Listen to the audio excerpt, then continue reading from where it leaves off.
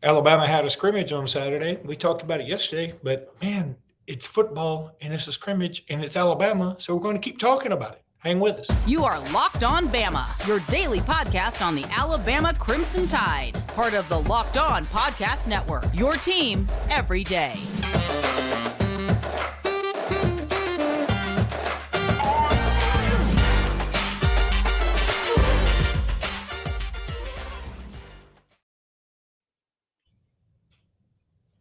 Hey again, everybody, and welcome back into Locked On Bama. Luke Robinson, that's me. Jimmy Stein, that's him. Want to thank LinkedIn for sponsoring this podcast. They're great people. We'll be talking about them in just a bit. Jimmy, we want to continue to talk about the scrimmage. There's been, it hadn't been a lot come out from it. Now, you may know a little more now because you are privy to stuff, but I thought Saban had some interesting comments about the offensive line. I also thought John Talty from Bama 24/7 had some interesting thoughts about three things I know, three things I think. We will talk about that as well. We'll also get to some recruiting talk about five guys who could commit to Alabama next, which is a feature on Bama Online. But really quickly, AL.com had an article by Matt Stahl, and the comments from Nick Saban, this is on the offensive line. He said, it's inconsistent, not enough depth. He said, we had a couple of explosive runs, but when you're playing against each other, was the explosive run because of great execution or because of terrible execution on the other side? Until you watch the film, it's hard to evaluate. And that's something we say in a spring game every year, right? We're always like, man, we hope so-and-so does so well. And then we're like, well, if he does well, that means the other guy kind of stunk it up. You almost want it to be like a movable force versus irresistible force, a movable object, where both things are just sort of, Anywho, the other thing this ties in with is what I was talking about when it comes to the John Talty's article. He said he believes Darian Dalcourt will be the odd man out when it comes to the offensive line. And I can see that being the case, even though I really like Dalcourt as a player. Yep. He easily could be, although I would say, one plus. I'm sure it's not a plus to Darian, who would love to be a starter, as this is kind of his audition for the NFL year. So he would like to be starting. But one plus for the team and for us fans is Darian serves really well as the sixth guy because he can play three interior spots because of his experience. He can play left guard, he can play center, he can play right guard. So the fact that you can bring Dalcourt in off the bench to sub in for any of the three interior spots is great. And then it's just a matter of who's going to be the sub, at tackle. And right now, obviously, and since you have three players vying for the two spots, your odd man out there can be your tackle sub if you don't rotate. And obviously those three players, by the way, are J.C. Latham and Caden Proctor, who apparently, per reports and whispers, were the starters on Saturday.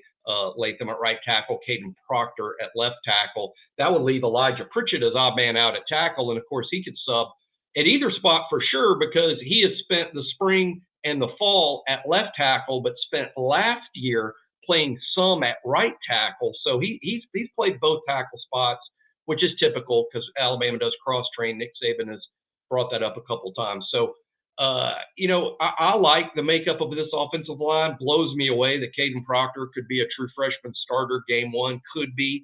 Far from official, but he could be. And wow, what a sign for his future. And how about this, Luke? Not only if Caden Proctor starts at left tackle, the first thing to talk about is, wow, a true freshman starting at left tackle at Alabama. That's incredible how this kid must be a freak, which is true. But how about this stat or this fact? Both tackles at Alabama, both of them weigh over 355 pounds. And I'm not talking about that in terms of like they're too heavy or they're too big. They carry it great. I think they're in that range purposefully because they play really well at that size. Just massive starting tackles for Alabama if that holds. Proctor on the left side, Latham on the right side. And as we know, Tyler Booker and Terrence Ferguson, both well over 300 pounds starting the guard spots. Poor Seth McLaughlin down there struggling to hit 300, but he's right around that 300 mark. he looks tiny in comparison to his teammates. So this is a big offensive line. Couldn't have happened at a better time for Alabama and their offense, because look, we're about to talk about quarterback. I'm sure it's my favorite subject today is the quarterback situation in Alabama.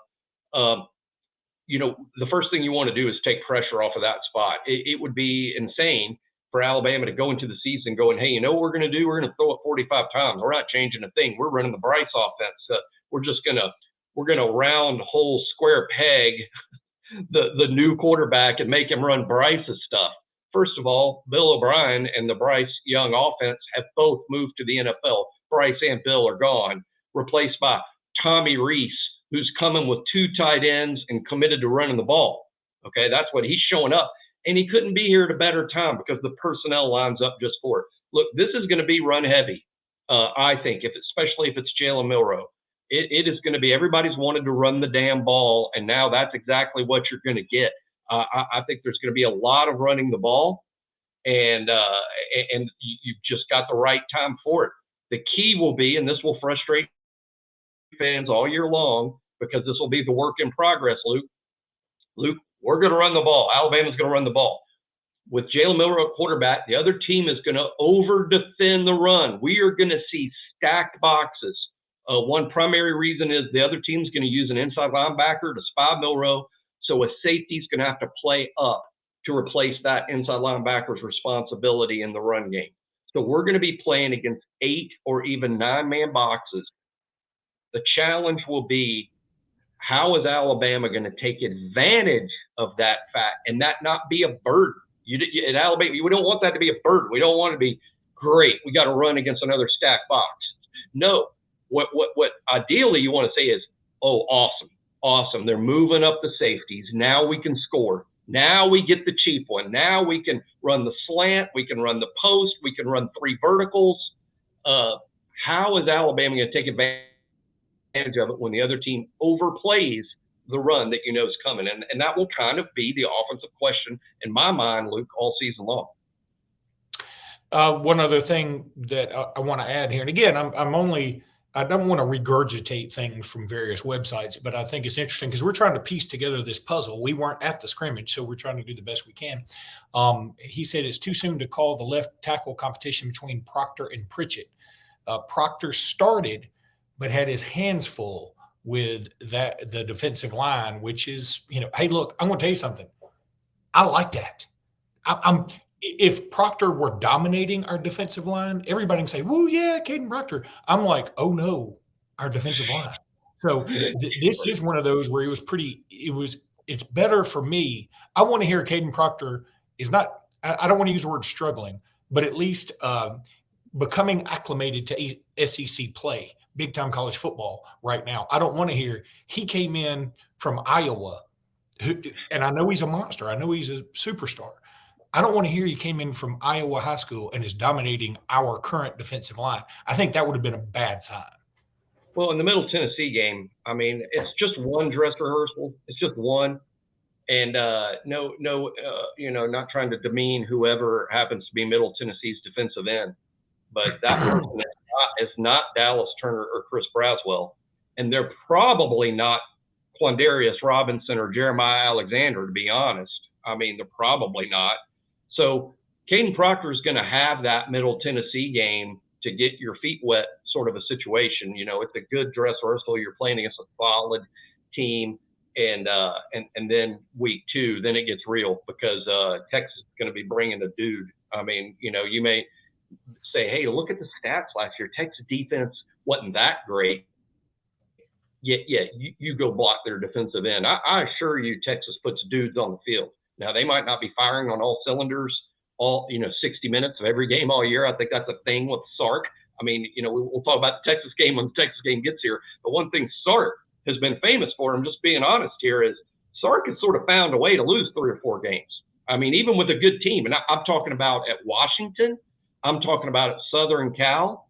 And in his season at Texas, his 2 seasons at Texas, he has found a way to find some losses when the team he's putting on the field is better than the team on the other side of the line of scrimmage. So Now we'll see if that continues, because this probably this might be the most talented team Sark has coached. I mean, I'd have to go back and look at a couple of the Southern Cal teams, but this Texas team probably is. And I'm a believer in Quinn Ewers. That kid cut his hair, and I think that's weirdly that's what it took. He cut his hair, and I think he's a different kid. Reverse Samson. Okay, let's talk a little LinkedIn right now. These days, every new potential hire can feel like a high stakes wager for your small business. You want to be 100, and I'm not screwing around, 100% certain that you have access to the best qualified candidates available. That's why you have to check out LinkedIn Jobs. LinkedIn Jobs helps you find the right people for your team and helps you find them faster and for free.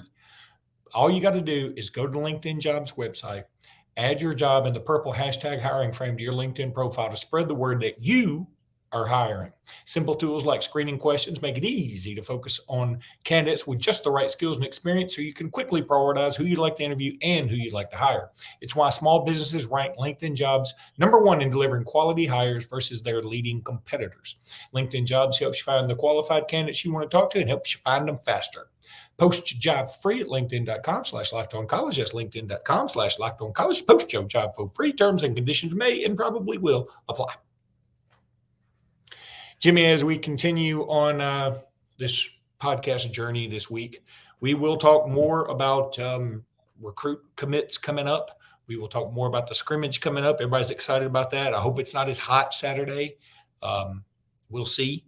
And we'll talk about all that. But right now, I want to talk about something else from the article I mentioned earlier. This really caught my eye. And again, this is just an opinion of John Talty, who's worked at AL.com, now works at 24/7. But he said he thinks this is a two-man race at quarterback now between Milroe and Simpson. Mm-hmm. I agree with him because I've heard nothing from Buckner that makes me think, oh, Buckner's really setting the world on fire, right? And Milroe and Simpson have been there. And I'm really okay with either one that we go with.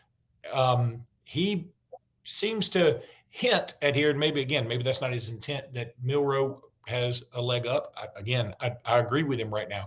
And again, I'm fine with that because as I said many times on this very podcast, that if all things are equal and all quarterbacks are pretty good, let's not even call them great. Let's say all quarterbacks are the same level, whatever it is, good, bad, indifferent, whatever. I think it's best for Alabama if Jalen Milroe wins the gig, because I think he's the most marketable of the three and the best for brand expansion. So I like that. He just seems to point that out, and I tend to agree with him. And I'm here for it. I'm down with it. Well, one thing about that and about Milroe, and when you say all things are equal, in my mind, all things won't ever be equal, because Ty Simpson and Tyler Buckner are above average athletes for the position, and they're both really good with their legs. Milroe's unreal with his legs. I mean, that's a real game changer. We know that going in. When Jalen Milroe scrambles, whether he goes back to pass, he can't find anybody to throw the ball to, or whether it's a designed quarterback run, or whether it's an RPO that's literally an option play where he gives it, throws it, or keeps it. When he keeps it, he is a threat to score, which is not something you'd say about a lot of quarterbacks. I would even say Jaden Daniels. I believe the LSU quarterback Jaden Daniels led the whole nation in rushing from the quarterback position a year ago.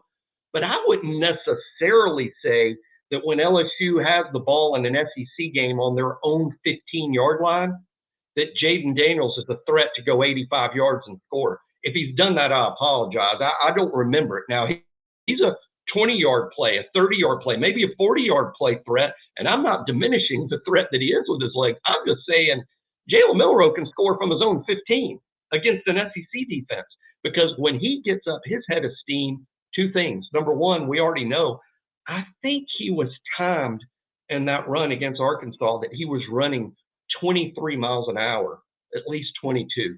That makes him exceptionally fast for a wide receiver. I mean, he can go. Secondly, he's doing it at well over 220 pounds, which means a lot of the DBs are going to bounce off that guy. I think he needs to do a better job. I had a good buddy yesterday tell me this, a real smart football guy, and he's like, what we haven't really seen Milroe take advantage of either is as a runner so far, what we've seen from him is the speed game, because he's so fast, in a linear speedway. But what we really need to see from Milroe that's also going to be helpful is he needs to be a little more Tebow. Tebow was a great runner, but I would also say that Tebow was a fullback. Tebow found tough yards. When it was 3rd and 2, who did you want the ball in his hands? Tebow. Tebow was going to make a first down on 3rd and 2. He was going to run over a linebacker or run through the play because Tebow ran like a 225-pound fullback. We haven't seen that out of Milroe, but we know that Milroe's got it. This is a big, strong kid. So not only can he run 22 miles an hour like he's Isaiah Bond, I think he can also run like a fullback and be Alabama's best short yardage guy. So there's more to Milroe's game with his legs than just what we've seen so far, to say nothing of improved passing, because this is what I have a hard time believing, Luke. While I'm not saying that Ty Simpson and Tyler Buckner are NFL ready, and if Milroe beat them out, wow, he must be something else as a passer. But what I would say is that Milroe is going to be improved as a passer from what we saw last year. He will be, because most kids improve. Most kids do. As most kids age, as most kids spend time with the coaches, they improve. And I think we're going to see a better passer. Are we going to see a kid that's ready to be a first-round pick in the NFL draft? That's just silly. No, we won't. But what we're going to see is an improved passer and a guy who is an absolute threat with his legs. And maybe that's ultimately what's proving the difference here in this race, because I agree with the writer that we're far from Milroe being named a starter, but we certainly seem to be trending heavily in that direction, right? And it does. And again, I think that people need to be excited about that. I mean, I really can be excited about whoever wins it. I'm not scared of it. There's a faction of folks out there who seem like they're scared if Milroe wins it. They're probably a little scared if Buckner wins it, because we don't know much about him. All we know is he's thrown several pick sixes and looked okay against South Carolina in the bowl game, right? And so I guess that a lot of people are looking at the Ty Simpson thing as maybe that's the safest bet. I don't know, but it feels like just talking to friends who are ancillary Bama fans, they are concerned if it's Milroe or Buckner. Not so much that they just love Ty Simpson, that they feel like he's the lesser of three evils. And really, I sort of look at it the other way. I think Milroe's the safest bet and has the best ceiling. That's my take on it. But I'm going to pull for whoever it is. So, Jimmy, let's take a break. The people that Milroe makes real nervous are the people that watched him play against Texas A&M, where he threw the interception, he almost threw two others, and he fumbled twice. And they think that that's going to be Jalen every week. And what I'll say is, well, maybe, but here's an idea too. He was a freshman making his first start in a volatile, high-pressure situation. Let's give him a chance now that he's a sophomore now. Like Bear Bryant used to say, the best thing about freshmen is they become sophomores. And I'm going to chalk it up to youth until I see him doing that all the time as an older player. Let's take a break. When we come back, we're going to talk about some guys that could be committing to Alabama very soonly. And we're back. And I also know soonly isn't a word. Although, huh? I like it. I might use it all the time. That's a good one. Yeah. Okay. So let's talk about some of these guys that may be committing to Alabama soon. Let's go ahead and start with Dre Kirkpatrick Jr. A bigger kid than his dad. It's so funny. Like yesterday, I was just flipping through Twitter or X or whatever it's called. And there were highlights of the Alabama-Arkansas game from 2010 came up. That may be there are two times I remember Dre Kirkpatrick from Alabama. Now, I remember him being great, right? He was good, and he All-American, all those things, first-round pick. But the two plays I remember from Dre were number one, when I think it was him that got burned against – was it him that got burned against Florida in 2011, like the first play of the game? I think it was. And then the other play, let's say I already remember 1.5 because I'm not even sure that was him. The other play is when he intercepted Ryan Mallett against Arkansas late in the game to preserve the win. We had just scored with like 3 minutes left. 2010. Was that 2010? 2010, yeah, that was 2010. And then in 2010, we also played I think we played Florida at home and beat the ever-living stuffing out of them. And then we played them on the road in 11, and I think he got burned on the first play of the game, like for a long touchdown. And then we went on to blow them out. But that was regardless, the AJ calm the fudge down. Was that game? Yeah, okay. That was the 2011 AJ when Nick Saban famously was trying to get AJ to settle down. All right. Well, let's. So, what do you think about Dre KJ as a player? Super excited. Let me first just say, from a nostalgia, I mean, I think his dad is not only fresh in our minds, and playing for Nick Saban is such a great story that dad and son potentially playing for Nick Saban. That's just fun, and particularly with dad being such a popular player. Dad was a great player. He was very popular. He had a good NFL career. I spent some of the last few days looking at his NFL career to remind me it was actually better than people think. I know he was a first-round pick, and there's a lot of expectations to go with that, and we could argue forever whether he played up to where he was drafted. But you're talking about a 10-year NFL career, 8 years with the team that drafted him, re-signed. Not only did they pick up the 5th year, the option year, which is a lot of money, they re-signed him. So the Bengals were happy with Dre Kirkpatrick. So he played out 2 full 4-year contracts with the Bengals before trying to catch on with the Cardinals, trying to catch on with the 49ers. And while it didn't work out, he started games for the Cardinals and for the 49ers. Spot Track says that career earnings in the $50 million range. Dre had a really nice NFL career.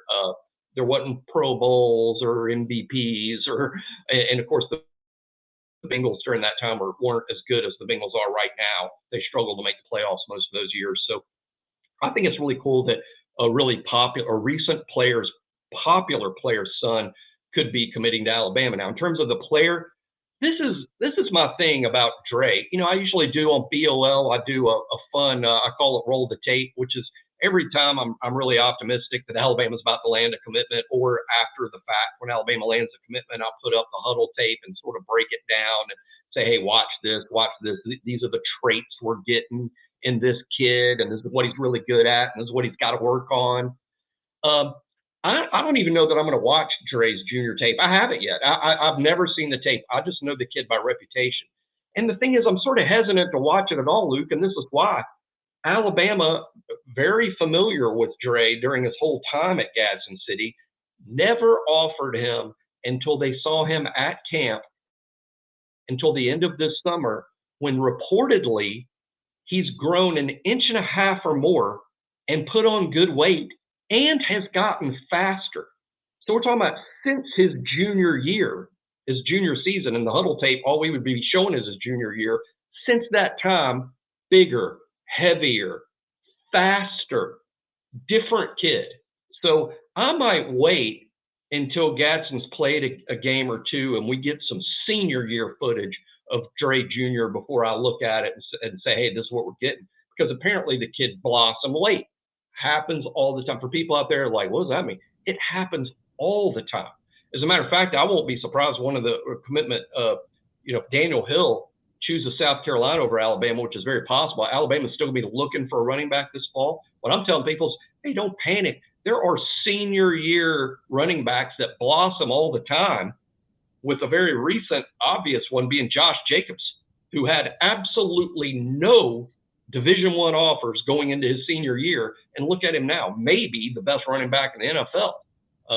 So Josh Jacobs just being a recent example of a running back that was a late developer, and I think Dre Jr., even with that name, is also a late developing prospect.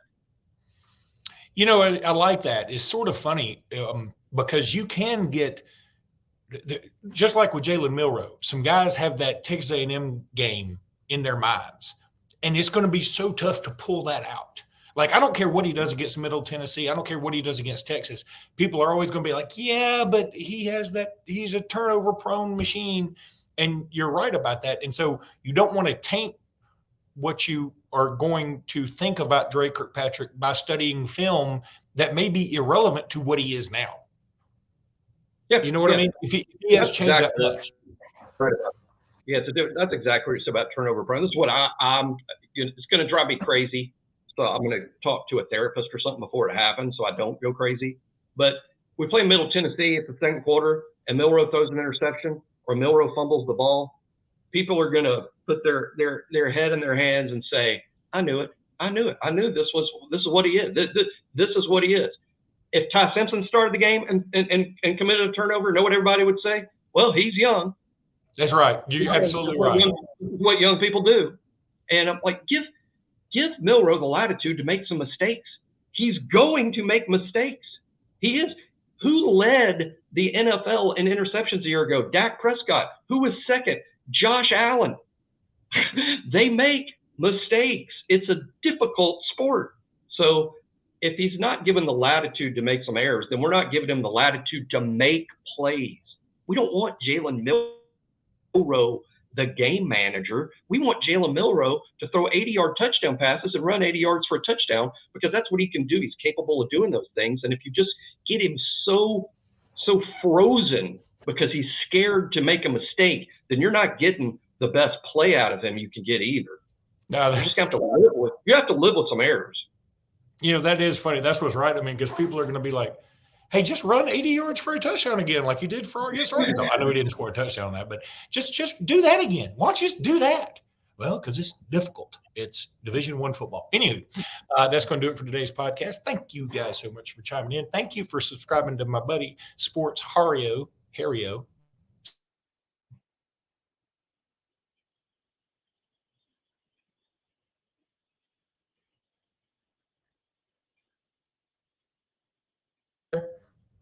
Jimmy, are you still there? I'm there. You froze for like 30 seconds, but it was just 30 seconds. So I think you can begin again. You froze right when you were giving a shout out to your kid buddy, Sports Hario. That's when it froze. So do that again and we're good.